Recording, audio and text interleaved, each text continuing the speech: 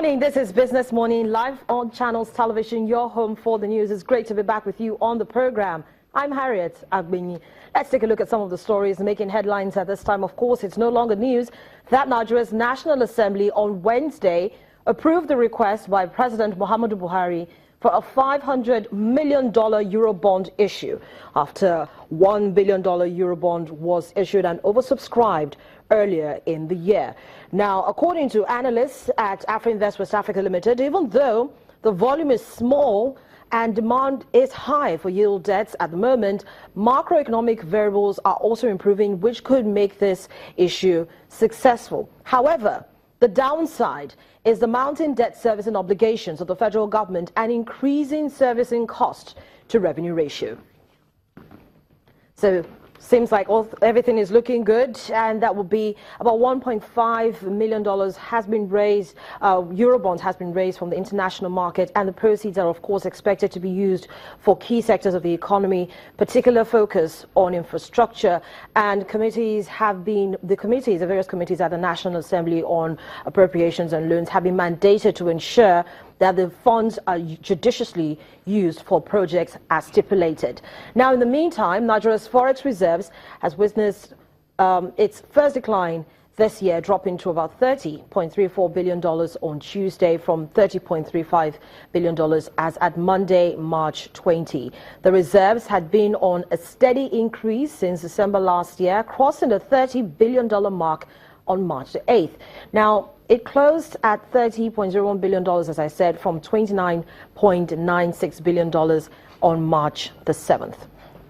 So what else are we tracking in the news at this time? International ratings agency Fitch says Nigerian banks will continue to face challenges this year following an extremely difficult 2016. The ratings agency believes slow economic growth and low risk appetite from banks could translate into subdued credit growth and weak core earnings generation this year.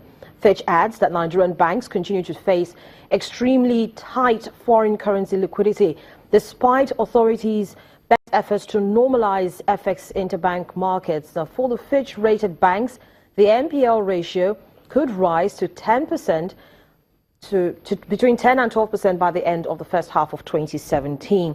And this, of course, still buttresses what the central bank governor Godwin Emefiele said at the end of the second meeting of the Monetary Policy Committee when he read a communique that banks are getting less resilient to macroeconomic variables. And so that also is a focus of conversation much later on the program with Oji Udemezwe, who is a financial and management consultant and the CEO of Flame Academy. He's also a chartered banker. He'll be joining me on the program to take a look at Nigeria's banking sector and what should be going on at this time. The committee actually mandated the Central Bank of Nigeria to work closely with the banks to see how some of these issues can be addressed. Of course, FX exposure, which is what I mentioned just a few minutes ago, was one of the challenges that was highlighted. And even though we've seen in the last couple of weeks the central bank has continued to intervene in that segment of the market to try to improve liquidity, we still have the banks trying to address these challenges. So we'll talk more about that, and of course we'll take a look at where the currencies market finished off at yesterday. Quite interesting numbers that we've seen. The constant intervention, we've seen the Naira at the parallel market looking pretty good. But just before we get to that, let's take a look at some other stories that we're tracking on the program. Talking about corporate earnings that came into the Nigerian Stock Exchange yesterday. Let's start with Lafarge. Now, Lafarge posted results to the Nigerian Stock Exchange yesterday, showing a revenue of 219.71 billion naira recorded for the full year 2016. But according to the company's financial statement, that fell to 219, as I already pointed out. Its gross profit also fell to 40.66 billion naira from 82.64 billion naira for the same period, but for 2015. At the same time, the company saw pre-tax loss of 22.81 billion naira as against a profit of 29.28 billion naira recorded in 2016, while its profit after tax fell to 16.89 billion naira from 27.16 billion naira. However, the board of directors have proposed a dividend of 1 naira 5 kobo per share for its shareholders. Now let's take a look at some analyst reaction immediately to this result from FBN Quest. Now they say that they rate Lafarge outperform, and Lafarge's 2016 profit before tax also surprised positively relative to consensus full year, although they expect the market to react positively to the Q4 results over the next few days. A focus on the full year numbers might lead to an initial sell-off.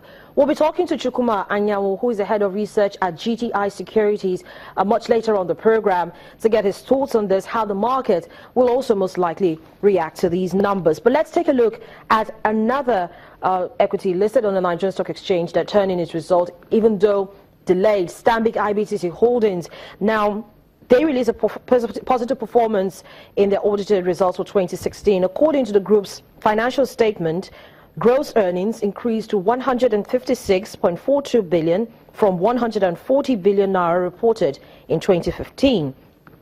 The company's profit before tax also rose from 23.65 to 37.2 billion naira for 2016, while profit after tax grew to 28.52 from 18.89 billion naira for the same period. Now, the board's directors have proposed a 5 kobo dividend per share, payable 3 working days after its annual general meeting, which is scheduled for later this year. So let's talk a little bit more about the equities market and how it finished off yesterday. Of course, these companies continue to turn in their results. It's still